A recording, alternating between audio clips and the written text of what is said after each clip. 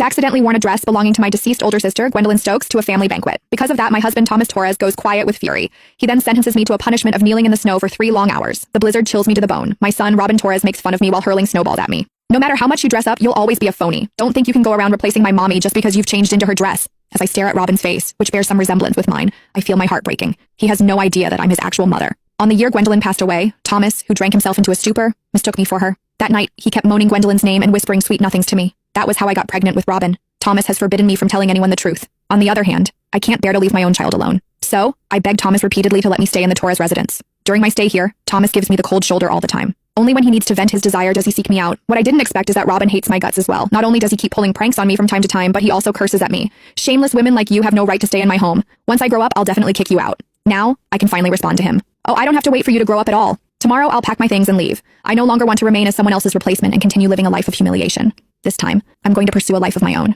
During a family banquet, my dress was slashed by my husband's mistress, Erica Glover. She acted surprised. And though she apologized, the mockery in her eyes was unmistakable. I'm so sorry, Winnie. It was an accident. Maybe you should change into something else. Biting my lip, I rushed back to my room and threw on the first dress on the top shelf of the wardrobe. It never crossed my mind that the dress belonged to my deceased sister, Gwendolyn Stokes, since I had never seen it. My husband, the usually composed, stone-faced CEO of Torres Group, Thomas Torres, completely lost it the moment he saw that dress.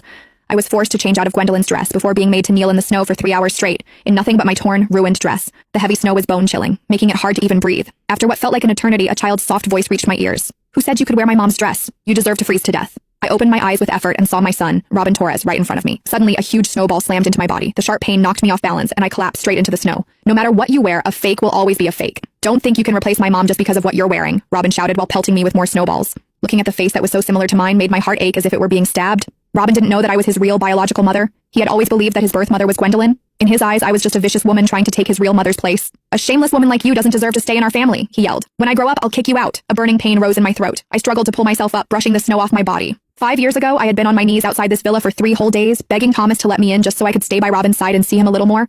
But as I stared at the look of disgust on Robin's face right then, everything I had endured felt utterly meaningless. You don't need to wait until you grow up. I gave a faint smile, deciding to pack up my things and leave on my own tomorrow. I was done being a substitute, done living a lowly, humiliating life. This time, I was going to live a life that was mine alone.